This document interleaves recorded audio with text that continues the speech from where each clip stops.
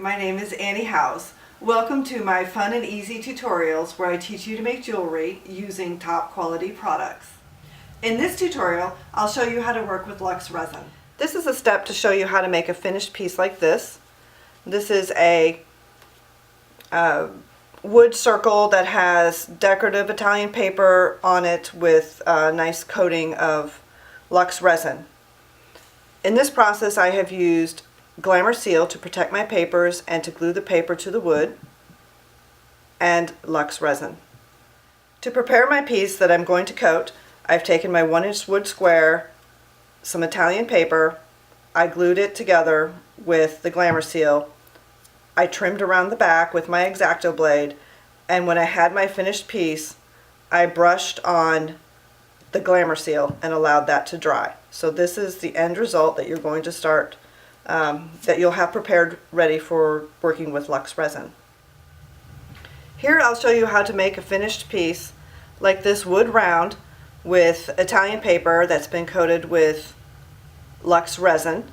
To get to this process, you want to take your wood piece, apply some Glamour Seal to the wood, and you don't have to use the Italian paper. It's just what I'm using for right now. You can do the same step with your inkjet prints. So you can use your own images. You take the wood and you press it down onto the paper. You're just trying to remove all the bubbles. And when that's dry, you'll take your blade and you will trim around all of the edges. I have already done this with this piece here. I have coated the top already with Glamour Seal that I brushed on, and I allowed that to dry. So at this step we are ready to use my already mixed Lux resin, which I will then take and drop a little bit on at a time, and I will usually do about 2 of these drops for a 1-inch square. Too much of this and it will flow off the top, and I like to work with my Lux resin a little cooler. So I'll reduce the temperature from the 80s, which is my preferred mixing temperature, and take it down to somewhere in the 70s. I have a complete written tutorial on this resin process on my website, www.anniehouse.com. That's also where you can purchase all of these products. So I'm adding a little more resin to it and coaxing the resin up to the sides, and you can see how brilliant the colors become once the resin is applied. And then I will take this coated piece,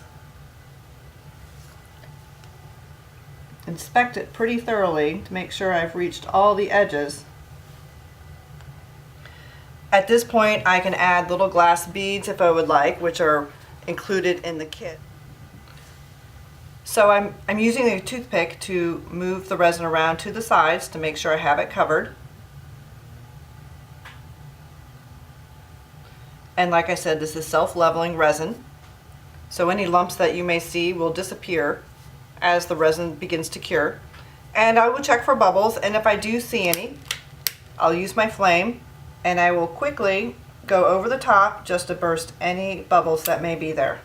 Again, I don't want to leave the flame on the resin too long, or it will scorch and then I'll end up with a blackened surface on the resin. I've never had the resin catch on fire. Don't worry about that.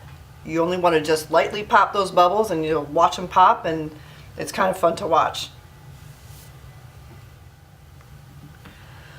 Once you have finished your piece, you discard your used resin You can't save resin. It continues to cure chemically over time. You can put it in a bottle and it will still cure and harden.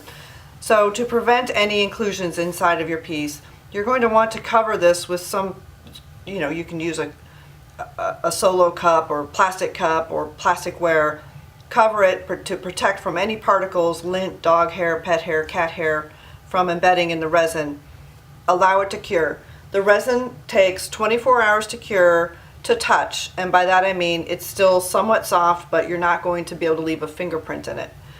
48 hours, the product is ready to be used or worn gently. You can, if you're making these to sell, then you can certainly ship them at that time. It will continue to harden for 7 days. You can speed cure the resin if you're in a hurry. If you put it in an oven for an hour, 60 minutes at 150 degrees Fahrenheit, your work will be completely cured after 1 hour. These are examples of the next project that we're going to do, and these are finished pendant trays with Lux resin that has been colored with the Color Effects pigments. What we have, we've already mixed our Lux resin. We have our pendant tray, we have it leveled on a surface, and we have a bottle of Color Effects liquid pigment for Lux resin. The ratio you want is no more than 10%, and you can be scientific about this, or you can just put a little dab in there. Right now I'm just going to put some in to show you. Some of these are a little thicker, some are a little thinner. That's a very small amount of resin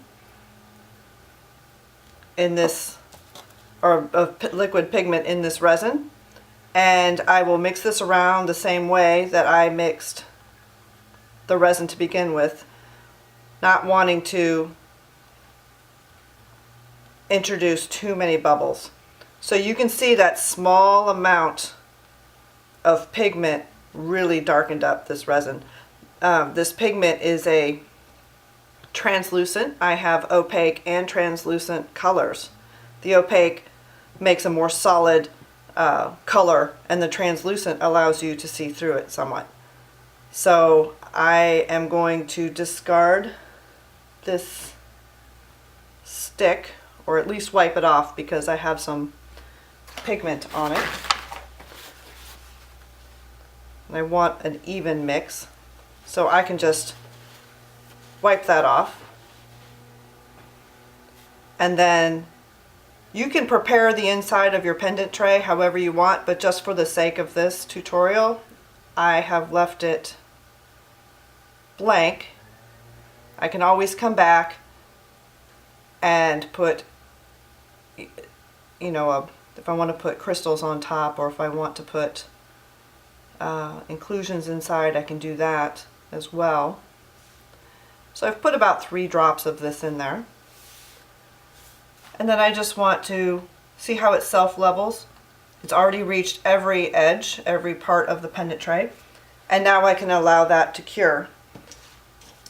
And this one used an opaque as well as this piece, but you can see that is a beautiful color.